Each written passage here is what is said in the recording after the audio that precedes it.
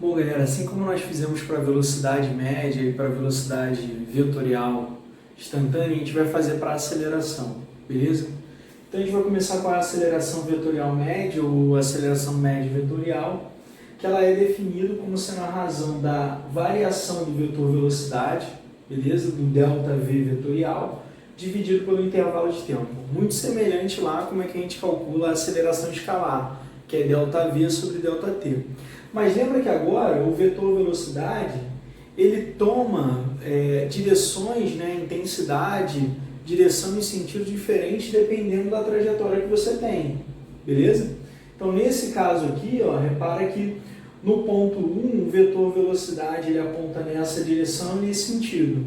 No ponto 2 ele aponta agora nessa direção e nesse sentido. Então a gente vai falando no ΔV, lembra que o ΔV é a variação do vetor velocidade, ele vai ser V2 menos V1, ou seja, o vetor V2 menos o vetor V1. Lembra que tem como a gente calcular esse vetor diferença pensando no caso do vetor soma, né? Lembra que eu posso escrever esse ΔV como sendo o V2, o vetor V2, mais menos o vetor V1. Lembrando que o menos o vetor V1 significa que ele vai ter o sentido oposto, né? Vai ter a mesma direção, mas sentido oposto. Fazendo isso, então, vetorialmente, você vai ter V2 mais menos o V1. Então, está aqui, ó, apontando nessa direção, nesse sentido. E o vetor ΔV, então, vai ser um vetor que liga a origem do vetor V2 à extremidade do vetor menos V1. Então, ele vai ser um vetor que aponta nessa direção e nesse sentido. E aí a gente vê que, nesse caso, o vetor aceleração média, ele vai ter que ter a mesma direção e o mesmo sentido do vetor variação de velocidade. Então está aqui. Se o vetor velocidade, variação de velocidade aponta nessa direção e nesse sentido, o vetor aceleração média também vai estar apontando nessa direção e nesse sentido. Beleza? Bom, agora a gente vai ver o caso da aceleração instantânea, né? Da aceleração vetorial instantânea. E para isso a gente vai pensar no seguinte. Imagina que você tem uma trajetória curvilínea, onde que num dado ponto você tem essa aceleração instantâneazinha ali, beleza? Lembrando que a gente pode definir a aceleração instantânea como sendo o limite da aceleração média quando o ΔT é muito pequeno. E aí fazendo a mesma análise que nós fizemos para o vetor velocidade instantânea, né? À medida que o ΔT vai ficando muito pequenininho, você vai ter aquele num dado ponto o valor da aceleração, no caso lá o valor da velocidade vetorial. E aí a gente vê que nesse caso, se eu pegar nesse ponto, traçar uma tangente à trajetória e traçar uma perpendicular a essa trajetória, ou seja, uma normal a essa trajetória, lembrando que a normal sempre forma 90 graus com a minha superfície, com a minha trajetória, eu posso então decompor esse vetor aceleração em duas componentes.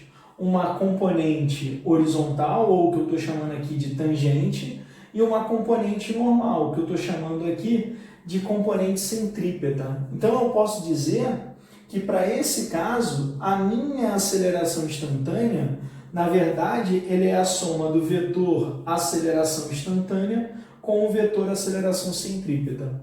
E se eu estiver pensando no módulo desse vetor aceleração instantânea, eu posso pensar lá usando a regra do paralelogramo.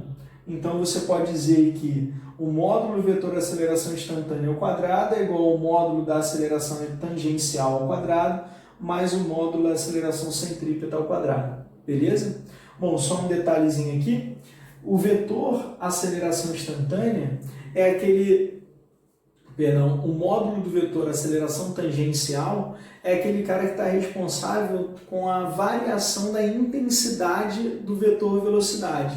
Então, se o vetor velocidade aumenta ou diminui, quem está me dizendo isso é justamente a aceleração tangencial. A aceleração centrípeta, ou a aceleração normal, radial, como também ela é conhecida, ela vai me dizer como é que se comporta a direção e o sentido desse vetor velocidade. Então, o vetor aceleração instantânea, aceleração tangencial, é ele que vai me dizer como é que se comporta a intensidade do vetor velocidade em cada ponto da minha trajetória, e o vetor aceleração centrípeta vai estar me dizendo como é que se comporta a direção e o sentido do meu vetor velocidade em cada ponto da trajetória.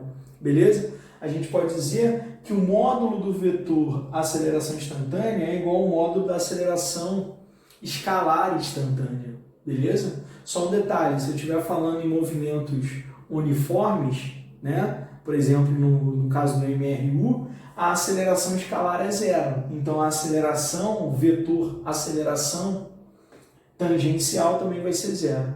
No caso da aceleração centrípeta, que é quando a gente tem essa componente normal ou essa componente radial da aceleração, a gente vai dizer que o módulo dela é v ao quadrado sobre r, ou seja, é velocidade escalar ao quadrado dividido então pelo raio dessa minha trajetória.